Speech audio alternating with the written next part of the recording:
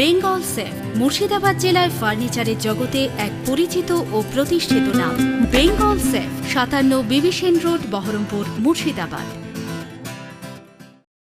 পশ্চিমবঙ্গের বাতাবরণ বিষাক্ত হচ্ছে, ক্ষতি হচ্ছে সাধারণ মানুষের। তার জন্য দায়ী রাজ্য সরকার। সাংবাদিক বৈঠক থেকে এমনই অভিযোগ তুললেন অধীর রঞ্জন চৌধুরী। তিনি বলেন, হিন্দুদের জন্য আলাদা চায়ের দোকান, মুসলমানদের জন্য আলাদা চায়ের দোকান হতে চলেছে এই মুর্শিদাবাদে। কারা করলো এগুলি? একদিকে টিএমসি, একদিকে বিজেপি। তাতে কি আমাদের ভালো হবে? তিনি বলেন, সমাজে যদি ঐক্য না থাকে সকলের ক্ষতি হবে। ধর্ম সংকটে গোড়া তৃণমূল পার্টির তার নেত্রী সবাই ভুগছে, সব জায়গায় আন্ডার এস্টিমেট করে না। বাংলার মুখ্যমন্ত্রী মমতা ব্যানার্জি তৈরি এগুলো জিনিস, মানে এই হুমায়ুন কবিরকে তো তার জন্মদাত্রীকে মমতা ব্যানার্জি আমাকে হারানোর জন্য তাকে ব্যবহার করলো।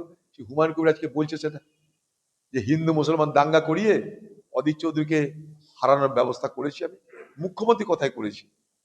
একটা রাজ্যের মুখ্যমন্ত্রী নিজে যদি দাঙ্গা লাগায় ভোটে হারানোর জন্য, তাহলে সেই রাজ্যের মুখ্যমন্ত্রীর প্রতি মানুষের কোনো ভরসা বিশ্বাস থাকবে? বহুদিন আগে জ্যোতিবাবু বলেছিলেন যে সরকার মনে করলে দাঙ্গা লাগে, সরকার মনে না করলে দাঙ্গা লাগে না। আমার আজও মনে আছে। পশ্চিমবঙ্গ সরকার মনে করছে তাই দাঙ্গা হচ্ছে। আজকে পশ্চিমবঙ্গে যা পরিস্থিতি তৈরি হচ্ছে, এই মহিলা দায়ী। আবার বলছি, এত মিথ্যাবাদী, এত নাটকবাজি, এই মহিলা এই বাংলার সর্বনাশের সব থেকে বড় কারণ। ইতিহাস মিলিয়ে নেবেন আপনারা। আমি এমনি এমনি বিরোধিতা করি না। একটা ভোটে জেতা হারা বড় কথা নয়, কিন্তু আজ পশ্চিমবঙ্গের সামাজিক বাতাবরণ বিষাক্ত হচ্ছে। হিন্দুদের জন্য আলাদা চায়ের দোকান, মুসলমানদের জন্য আলাদা চায়ের দোকান হতে চলেছে মুর্শিদাবাদে। বাংলায় কারা করলে এগুলো? একদিকে টিএমসি, একদিকে বিজেপি। তাতে কি আমাদের ভালো হবে? আমরা কি সুখী শান্তি হবো? সুখী হবো তার জন্যে? সমৃদ্ধশালী হবে তার জন্যে? সমাজের যদি ভাঙন হয়, সমাজে যদি ঐক্য না থাকে, তাহলে সকলের খারাপ হবে। এখানকার হাজার হাজার লক্ষ লক্ষ মানুষ তারা পরিযায়ী শ্রমিক হিসেবে বাইরে যায়, সেখানকার মানুষের কাছে তারা আগামী দিনে এনিমি হবে, শত্রু হবে। কার লাভ হবে বলুন? কি করছি আমরা? শান্তিপূর্ণভাবে আলোচনা করে কেন সমাধান করা গেল না? আমি হাত জোর করে মুর্শিদাবাদের মানুষকে, বাংলা মানুষকে আবেদন করছি, অনুরোধ করছি, ধর্মীয় ভাবাবেগের দ্বারা যেন আমরা আমাদের মধ্যে সম্প্রীতি, সৌহার্দ্য, ভ্রাতৃত্বকে হারিয়ে না বসি।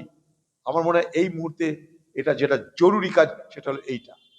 সম্ভাবনা প্রবল এবং উজ্জ্বল, এবং আমার মনে হয় বিরোধী আসনে বসবার তার সুযোগ দেওয়া উচিত না মানুষের। এই বাংলাকে যদি ধ্বংস করে থাকে, বাংলার শিল্প, স্বাস্থ্য, শিক্ষা, বাতাবরণ, পরিবেশ, সাম্প্রদায়িক সম্প্রীতি সবকিছু তার একটা মহিলা দায়ী, তার নাম মমতা ব্যানার্জি। এই বাংলায় বিজেপিকে হাত ধরে নিয়ে এসেছিল মমতা ব্যানার্জি, জোট করে নিয়ে এসেছিল মমতা ব্যানার্জি। তার আমলে এ বাংলায় আরএসএস এর শাখা সংগঠন হু করে বেড়েছে। ফলে ফুলে আরএসএস এ বাংলায় প্রস্ফুটিত হয়েছে, বিকাশ লাভ করেছে। আজকে মমতা ব্যানার্জি এই রাজনীতি করতে গিয়ে, বিজেপির থেকে বড় হিন্দু প্রমাণ করতে গিয়ে, মোদীকে খুশি করতে চেয়ে ওয়াকআপ বিলকে সে সম্মতি দিল, এবং সেই ওয়াকআপ বিলের নিয়ম মোতাবেক আজকে 6 ডিসেম্বরের মধ্যে উমিদ পোর্টালে সব ওয়াকআপ সম্পত্তিকে নথিভুক্তকরণের কথা বলে দিল। ক্ষমতা আছে পশ্চিমবঙ্গে, এটা সম্ভব। এই পশ্চিমবঙ্গের সংখ্যালঘু মানুষের, তাদের যে ধর্মীয় আবেগ, সাংস্কৃতিক আবেগ, সেই আবেগ জড়িয়ে আছে ওয়াকআপ সম্পত্তির সঙ্গে। কমসে কম মমতা ব্যানার্জি তো সুপ্রিম কোর্ট যেতে পারত, নিজের বিধানসভায় প্রস্তাব পাস করাতে পারত, ভারতবর্ষের সরকারকে বলতে পারত, যতক্ষণ পর্যন্ত না শেষ সম্পত্তিও নথিভুক্ত না হবে ততক্ষণ পর্যন্ত এটা করা যাবে না। এটা পশ্চিমবঙ্গ। মনে করুন মুখ্যমন্ত্রী মমতা ব্যানার্জি যদি বলতো, আমি ওয়াকআপ আইন পশ্চিমবঙ্গে চালু হতে দেব না, আকাশ কি ভেঙে পড়তো? রাষ্ট্রপতি শাসন হতো? হলে হতো, পশ্চিমবঙ্গের মানুষ তা দেখে নিত। আজকে পশ্চিমবঙ্গের বিধানসভায় কমসে কম ওয়াকআপ আইনের বিরুদ্ধে একটা প্রস্তাব তো পাস করানো উচিত ছিল, করেছে না। কারণ মমতা ব্যানার্জি এই মুহূর্তে বিজেপি থেকে বড় হিন্দু প্রমাণ করতে চাইছে। মমতা ব্যানার্জি ধরে নিয়েছে মুসলমানদের আর কোনো গতি নেই, মুসলমানদের কাছে অগতির ও গতির নাম মমতা ব্যানার্জি। মুসলমানদেরকে টেকেন ফর গ্রান্টেড করা হয়েছে। নালে কত বড় অপমান একটা মুসলমান সমাজকে। এবার যারা আমাদেরকে দুধ দেয়, যে গরু দুধ দেয়, সেই গরুর লাত খাওয়া ভালো। অর্থাৎ মুসলমান সমাজকে সে মনে করে দুধেল গায়ের মতো। এটা একটা সমাজের প্রতি অপমান। তাহলে কি ধরে নেব মুসলমান সমাজে কেউ শিক্ষিত, বোঝদার, সমজদার লোক নেই? একটা দুধেল গরুর সঙ্গে তুলনা করা হচ্ছে, দুধেল গায়ের সঙ্গে তুলনা করা হচ্ছে গোটা মুসলমান সমাজকে, এবং বলা হচ্ছে দুধেল গাই, তাদের তো লাত খেতে হয়। আমি বলেছি এবার এমনি সেমনি লাত না, মুখে লাত মারবে, মুখে। টিএমসির মুখে লাত পড়বে, টিএমসি বাংলায় থাকবে না। দেখুন, 6 ডিসেম্বর যে বাবরি মসজিদ ধ্বংসের দিন, এটা শুধু বাবরি মসজিদ ধ্বংস নয়, ভারতবর্ষের সংবিধানের উপরে সব থেকে বড় আঘাত বলে আমরা মনে করি। কংগ্রেস পার্টি তাই প্রথম দিন থেকেই এই ঘটনার বিরোধিতা শুধু নয়, উত্তরপ্রদেশ সরকারকে সেই সময় আমরা ভঙ্গ করে দিয়েছিলাম, রাষ্ট্রপতি শাসন জারি করার পক্ষে ছিলাম। বাবরি মসজিদ ধ্বংস করার মধ্য দিয়ে ভারতবর্ষের ইতিহাসে আমাদের দেশের ধর্মনিরপেক্ষ চরিত্রকে নষ্ট করা হয়েছে। এবং এই বাবরি মসজিদের ঘটনার ইতিহাস যদি আপনারা দেখেন, তাহলে আরএসএস বিজেপি 1949 সাল থেকে সেই প্রক্রিয়া শুরু করেছিল। ক্ষমতায় আসার পর সেখানটায় রাম মন্দির হলো। সুপ্রিম কোর্ট তার বিচারে মুসলমানদের জন্য আলাদা জায়গা করে দিল। অর্থাৎ বাবরি মসজিদ রাম মন্দিরের যে বিতর্ক, সেটা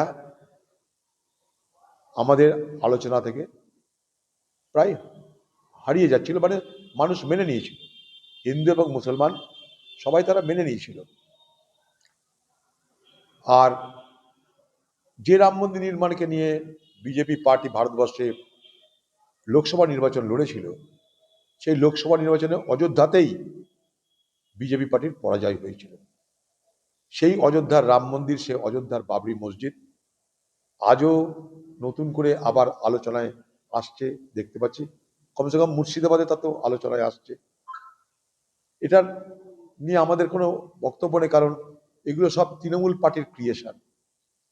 তৃণমূল পার্টি নেত্রী মমতা ব্যানার্জি, সে নিজেকে বড় হিন্দু প্রমাণ করার জন্যে সে পুরী থেকে জগন্নাথ দেবকে নিয়ে আসছে পশ্চিমবঙ্গে, মহাকালকে নিয়ে আসছে পাহাড় থেকে সমতলে, দুরুঙ্গাঙ্গন তৈরি হচ্ছে।